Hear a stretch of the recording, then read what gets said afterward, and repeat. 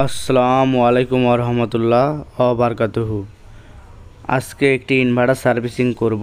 এটা কিভাবে সার্ভিসিং করি এই বিষয়টি তুলে ধরার লক্ষ্যে আজকে ভিডিওটি করা। এমনকি আর কি সমস্যা ছিল, কিভাবে সমাধান করা হয়, এই বিষয়গুলো তুলে ধরা হবে। তো এটা পাঠিয়েছিল কুরিয়ার সার্ভিসের মাধ্যমে। এটা একটা জংফা 3000 ওয়াট ইনভার্টার।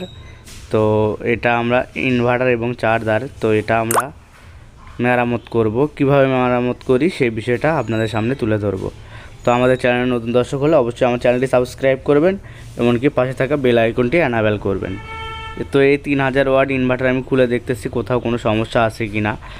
চোখ দিয়ে দেখতে সেরকম কোনো সমস্যা দেখা যাচ্ছে না। তো আমি এটা লাইনে দিলাম, লাইনে দিয়ে দেখতেছি এটা ফ্যান চলতেছে। তাহলে কি কারণে এই ইনভার্টারটি পাঠালো দূরান্তর থেকে?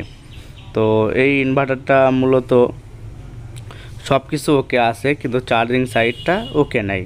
তো চার্জিং সাইডটা আমরা ওকে করব। এমনকি চার্জিংয়ের সমস্যাটা হচ্ছে চার্জিং নাকি অটো হয় না। তো আমরা এটা চার্জিং অটোমেটিক করে দিব, এমনকি চার্জিংটা ঠিক করে দিব। তো এটা কিভাবে করি সেই বিষয়টা তুলে ধরার লক্ষ্যে ভিডিওটি করা।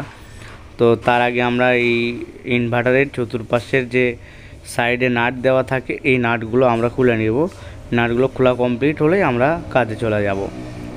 তো দেখতে পাচ্ছেন এখানে ডায়োড ব্যবহার করা, নর্মালি ডায়োড। এই ডায়োড খুলে ফেলে আমি এখানে ব্রিজ রেকটিফায়ার ডায়োড ব্যবহার করব, একটি ভালো মানের। এই ডায়োডের কারণে কিন্তু চার্জিংটা সমস্যা হয়। তো এই যে ডায়োড, এই ডায়োডটা আমি ব্যবহার করব। এগুলোর থেকে অনেক গুণে মানে ভালো এই ডায়োডগুলো হয়, ওই জন্য আমি এই ডায়োডটা ব্যবহার করব। তো এখানে চার্জিংয়ের ডিসি সেকশনের মসফেট কয়েক সেকেন্ডের মধ্যে ফেটে গেল। তো আমি মসফেটগুলো চেঞ্জ করে দিব। মসফেটগুলো চেঞ্জ করে দিব, দেওয়ার পর এই সকল মসফেটগুলো নষ্ট ছিল, তো অলরেডি আমি চেঞ্জ করে দিয়েছি। চেঞ্জ করে এমনকি এখানকার যে রেজিস্টারগুলো দেখতে পাচ্ছেন এই রেজিস্টারগুলোও চেঞ্জ করে দিয়েছি। দিয়ে এটা মোটামুটি সমাধান আমি করেছি। এই যে রেজিস্টার মিটারের প্রোগের সাহায্যে দেখাচ্ছি আপনাদের, এই রেজিস্টারগুলো আমি চেঞ্জ করে দিয়েছি। তো এটা এই তো উপরে একটা বক্স লাগিয়ে দিয়েছি। এই বক্সের মধ্যে একটি 9 ভোল্ট ট্রান্সফরমার এমন কি একটি সার্কিট দিয়েছি যাতে চার্জিংটা সঠিকভাবে অটো কাট হয়। তো এই সার্কিটটা ব্যবহার করলে আপনাদের পানি ব্যাটারিতেও চার্জ করতে পারবেন।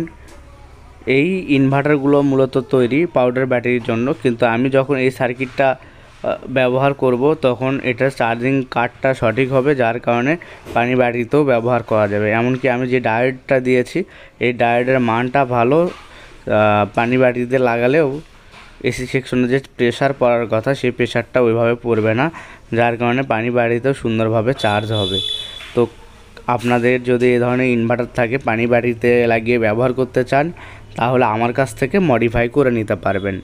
আমাদের ঠিকানা বগুড়া সদর সালাম ইলেকট্রনিক্স, লুৎফর মেনশন মার্কেট। যারা কুরিয়ারে পাঠাতে যাচ্ছেন স্ক্রিনের উপরে দেওয়া নাম্বারে যোগাযোগ করবেন। এমনকি আমি বিভিন্ন মডেলের ইনভার্টার সেল করে থাকি ভালো মানের। তো এই ইনভার্টারগুলো যারা নিতে আগ্রহী আছেন অবশ্যই যোগাযোগ করবেন।